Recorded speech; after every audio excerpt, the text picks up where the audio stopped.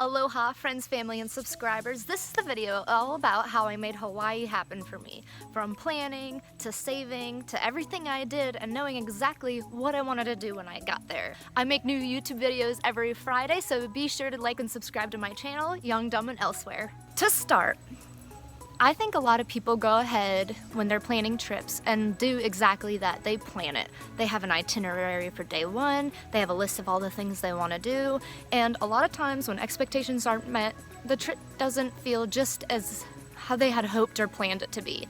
It's not as good or as glamorous as they made up in their head, and I think that's a problem because first off, it's a vacation or a trip of some sort. No matter how long or short it is, you should love every single moment. And the issue lies with planning. So, the difference between planning and what I do is I don't make a set schedule of anything I'm gonna do. I totally trust the flow, and instead, I make a bucket list before I go.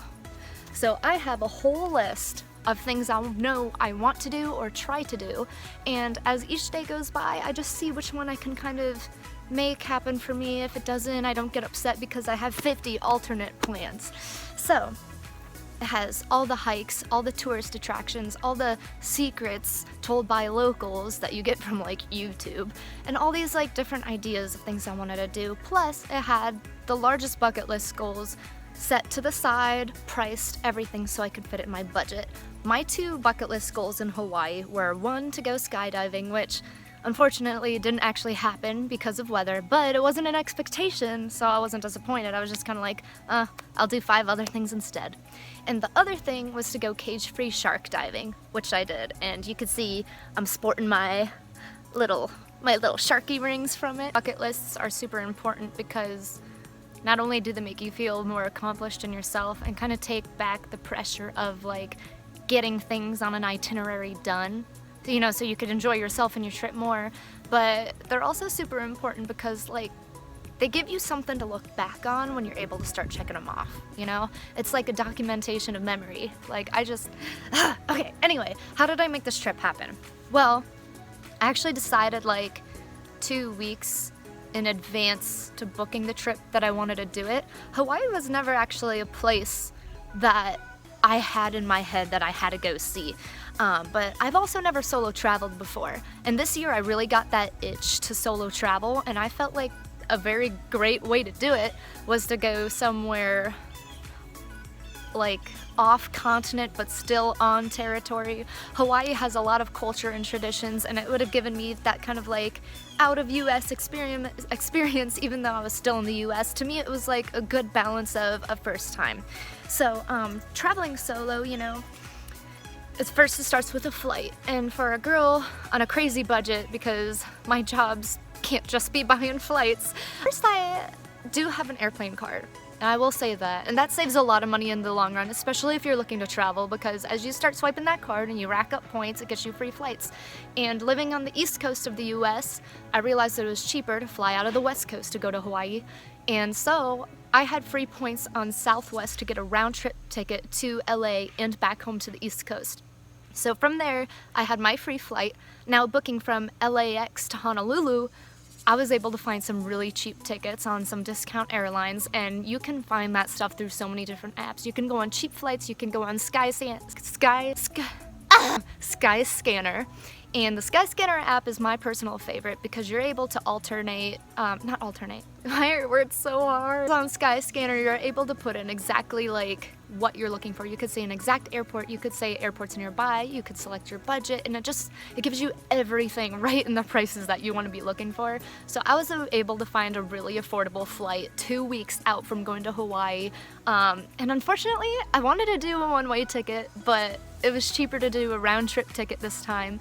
So I got my round-trip ticket for about 2.5 to 3 weeks there and booked it. So flight was out of the way. Now hospitality out there is super expensive. It is no joke that Hawaii is not a cheap place to go because it ain't. I was like, I want to make this trip happen and I'm going alone, so how am I, 1, gonna meet people, 2, gonna afford it? Hostels, Airbnbs, and hotels were all expensive, and usually you can turn to a hostel for a cheap stay, They did have cheaper hostels, but still out of my personal budget range, so I turned to something super epic that I think I will do plenty times in the future called couch surfing.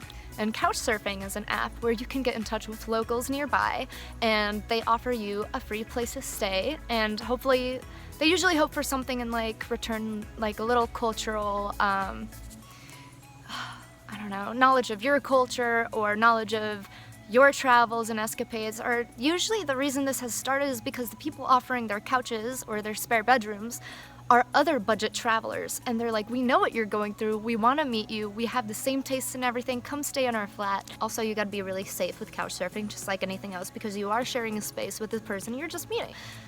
I got really fortunately blessed though, because I met a friend named Bryce, and I will never ever forget the experience he gave me. I also had a friend join me along the way of my trip named Zach from home, and Bryce hosted me and Zach with open arms. He took us around, showed us all the tiny attractions, all the large attractions. When he wasn't at work, he was there and he was doing everything with us. The guy never got tired, you know? He was just so hospitable. Like, everything he had was ours. He told us all of the local secrets. He even island hopped with us, and in the beginning, my trip was just to Oahu. I would have loved to have island hop, but I didn't know the first thing about it. And he introduced me to the island of Molokai. It is beautiful. It is old-fashioned. It's set in like such an old traditional Hawaiian way. It's based on a lot of agriculture, a lot of culture, and it's not really become like a tourist attraction yet. And it's not, thank goodness. Honestly, don't let it become that, because it is such a raw and beautiful place. A lot of the people still speak the Hawaiian language. It was the cultural experience that I wanted going to Hawaii. Bryce had been there before, so he knew all kinds of incredible hikes around the island, including one that was 14 miles. It was some of the most incredible views and incredible landscape I had ever seen. Definitely suggest Molokai. We learned so much from the Hawaiians on that island that we weren't gonna get in Oahu. Oahu's a beautiful island too, and Oahu has so many hikes and trails, and if you can do them all, do it. Unfortunately, I didn't have enough time for all of them, but just to name a few, we got Waimea Falls, Willa Willa Nui Ridge Trail, Mauna Willie Falls, Manoa Falls Trail, Olomana, which is also called Three Peaks, Palipuka, Palinachas, and so many more. You can island hop, you can hike, you can camp, there's so much to do outside. If you're an outdoors person, go to Hawaii. But back to Bryce, he took us on all these hikes, he took us to the beaches, he took us all over the place, showed us where to eat. Great experience, and because we were staying with him, we made a friend, and it was free, and we got like an idea of what that local hospitality is like. If you're a person who isn't really into roughing it and likes more glamour and glamping and things of that sort, hostels and couch surfing are not really gonna be for you, because it's a lot more raw, it's a lot more, you got a lot more company, and it's just, you get what you pay for. But I think that's the best part of it, you know? It's a way to meet people, and it's a way to learn the little secrets of where you're staying, and it's on a great discount. Couch surfing, hikes, island hopping, oh, that's great and all, but you didn't see Hawaii unless you see the beaches. Unless you've seen the beaches. I don't even know where to begin, because it's an island, so you got beaches everywhere. I can't even say a favorite one, and honestly, I don't even know if I'd be able to pronounce it with trying a good few times, but the beaches there are. So my friend Zach, when he was there, spent just about every single morning paddle surfing. I love surfing, and I'm not much of a paddle surfer, but I had to get like a tiny surfing experience in, at least, to just see what all the hype is about. But my main focus was diving. I wanted to free dive with sharks, and I wanted to free dive in general, because diving is just like, when I grew up in Florida, that was my thing. That was what I liked to do with my friend. We would get our gear and we would go every weekend, just go under a bridge and swim for a while. It's like snorkel free diving. I don't know how to scuba dive yet. The first place I went was on the west side. It was by this beautiful reef. I wish I documented where, but the person we got our snorkel gear from, that we rented from, by the way, snorkel gear was like a $6 rental. Can't beat it. Oh my word. $6 rental, you can't beat it. So the person we rented from told us the reef to go to. We went there. I guess there was a deposit of like water coming out from a factory, so since it was really hot, the fish like to like come near where the hot met the cold water, and there was just there were so many colors and there were so many fish, and it was beautiful. And it's just like diving underwater is just this quiet whole other world, and it was such a good experience for such little money. Later in the day, we rented a surfboard, $15 surfboard rentals. Shop local, you guys. Brought it right back there. The waves were a lot smaller than that day, so we kind of just bobbed out there more than anything. The next day is when I went to the north shore of Haleiwa. Haleiwa was my favorite. That's where I went on my shark dive, and that was the time of my life. I will never ever forget it. I went on my shark dive with One Ocean Diving, and first off, let me just say their crew is spectacular. For those of you wondering about cage-free shark diving, I'm going to make another video in the next week and post it by next Friday, so you can know everything about how it is safe, and just like why we should respect sharks as just like we do any other marine life. Sharks are friends, not fin soup. I'll post a video on shark diving. I think it's definitely something to encourage you all to do and something to encourage you all to hear about, and the mission behind it and the reasons that sharks should be much more respected than they are. So please join me for that, because I actually think you're really gonna like it and you're gonna learn a lot of new things that you didn't know before. One Ocean and the shark dive that I did there was the thing that I budgeted for on this trip more than anything. Other than that, it was a very cheap trip. I will say I did not expect meals to be more than like $10 US at the least. Like breakfast, lunch, or dinner. If you get food, it's gonna be about $10. Now, if you're going to a stand on the street and you get like a yummy pineapple for a snack, it's gonna be like $7. So that's one thing I didn't budget correctly for, was just feeding myself. When it comes to personal things, you have to assume that it's gonna be more than what you're used to. But if you do, you're gonna be fine. You can save money in areas like where you're staying. You can do things with like your friends. Now, see, something I did a lot with my friend Zach and sometimes Bryce was, since there were 2 or 3 of us and food portions in Hawaii are pretty generous, we would just get 2 big foods and split it 3 ways, and that was fine. There's so many ways to save money when you're traveling. Like, if you could find cheap tickets, just book those. If you have to change your dates and make them a day shorter or a day longer, what the heck? Do it. You're saving a couple $100s, right? If you want to rough it a little bit more, if you're more of a hotel person or an Airbnb person, you don't want to quite go to the couch surfing side, hostels. Hawaii hostels are cheap. They're just not cheap enough for me, so that might be a perfect balance of budget and comfort. Adventures, hikes are free. Go hiking, get outside. You haven't seen Hawaii unless you hiked. If you hike Hawaii, you will understand the beauty of the island and how it has this spirit and this energy of its own, and why the locals and islanders have never left for centuries, and why it's their home. Locals are super hospitable to travelers, and I respect them so much for that. Sometimes you hear that travelers aren't completely welcomed by Hawaiian natives. I didn't have that experience. I'm sure in some parts natives feel disrespected by travelers. Maybe their traditions aren't respected as much, or travelers can be obnoxious. If you're going to Hawaii, I highly suggest getting away from the city for a while. Go to an island like Molokai. I hear even Kauai is beautiful, quiet, and natural. If you're on the island of Oahu, definitely separate yourself from the Waikiki, Honolulu side for a little while. Go out to where there are small town. There's a little bee. Definitely go to quieter parts of the island where there's smaller towns, beautiful beaches. Stop it! Definitely get away and go to quieter parts of the islands where it's just beaches, small town locals, and people are just ready to show you what like the natural parts of Hawaii is, because it is so important. Like, please, if you go to Hawaii, don't stay in Waikiki the whole time. It's like Miami. No offense, but it's true. It's city and it's tourists, and you just gotta back up, see the nature, go on the hikes, go in the water, get outside.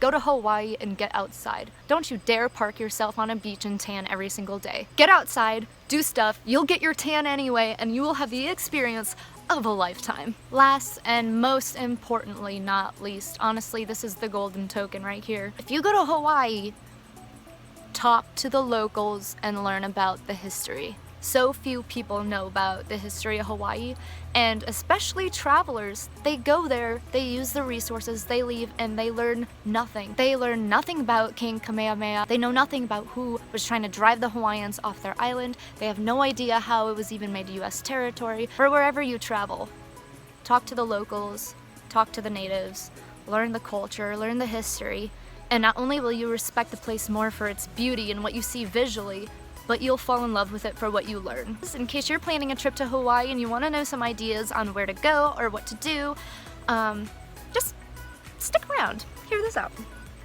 One Ocean diving. If you are interested in a shark dive, those are your people. Those are your activists. That is going to be the experience of a lifetime. North Shore has some of the best shrimp trucks. Make sure you go to food trucks because they don't play on the island, okay? That's gonna be like the best food. There's Matsumoto's Shave Ice in Haleva. It's next to One Ocean. I walked there, so there's nothing like going from a salt dive, getting a little assault dive. There's nothing like going for a dive or a shark dive. And everybody, I feel like once everyone leaves the ocean or the beach, like they crave ice cream. But if you've tried shave ice, you'll realize why you want to walk to a shave ice stand afterwards. So Matsumoto's a big place for that. It's a tourist attraction. Lines can get really long during peak hours. Luckily when I went, there was almost nobody there. I went around, I think it was like 10 a.m. in the morning, like before lunch. Lania Cave Beach has sea turtles that come up on the beach and bank themselves, and they suntan, and they're so cute. Waimea Falls, I didn't go there. I can't tell you anything about it, but there are YouTube videos I've seen on it. It was just on my bucket list of things to do. Garlic shrimp is so good. Bonsai Pipeline is there in Sunset Beach. A lot of surfing competitions come to that area. If you're into surfing or just watching big waves even, or counting the time between the waves, those are the places to go. North Shore. All of this, by the way, so far is on the North Shore. And last but not least, there's the Sunrise Shack. And the Sunrise Shack is a little coffee shack on the side of the road in the North Shore, and it is so beautifully decorated. You can see it in my Hawaii YouTube video of the adventures I took. It's so beautiful. They have little quotes around the whole place. It was started by 3 brothers. There's YouTube videos online talking about the story behind the Sunrise Shack, and it's a really sweet and genuine place to look up. If you make a trip to the North Shore, go there, have some coffee. It was the best coffee I've ever had, and it woke me up instantly.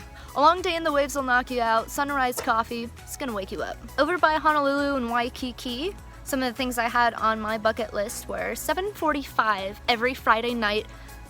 The Hilton Hawaiian Village Hotel has fireworks. There's a beautiful fireworks show, and honestly, it seems like the grand finale from the moment it starts to the moment it gets to the grand finale. I have a clip of that on my Hawaii video as well if you're interested in seeing, like, is it worth my time? Because yes, it is. It gets really packed for it. It is a tourist stop, so if you just go across the street and down the bridge a little bit, you could pull over and just watch it from a distance. To be right under it or on the beach, it's gonna be crowded. You're gonna have trouble finding a spot. A few other things to know about on the island. One place that's not mentioned very much that I thought was incredible is there's a temple in Oahu, and it's called the Byodo Inn Temple, and it's $4 to get in and park there, and it is a beautiful temple.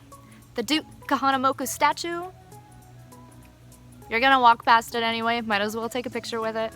You're already a tourist, we know that. But if you're looking for some kind of a hula experience, if you're not gonna go to a luau, which, I mean, I highly advise you do if it's in your budget. It's gonna be a great experience. You're gonna eat great food, you're gonna have a great show, but fun thing to do for sure if you're going to Hawaii. Fun traveler's thing to do on a bucket list. Totally respect that. But there are free hula shows to look out for. One is a free hula show by the Duke statue, Tuesdays, Thursdays, Fridays, and Saturdays at 6:30. So just keep that in mind. Probably gonna be a little crowded. Sit on your friend's shoulders. You're fine. Thank you guys so much for watching. I have new YouTube videos every Friday. Mwah. Mahalo to all you beautiful people. If you like this video, please don't forget to like, subscribe, and comment below. I look forward to hearing from you. If you have any suggestions or questions about trips coming up or things you want me to post videos about, let me know and I'll be happy to do it.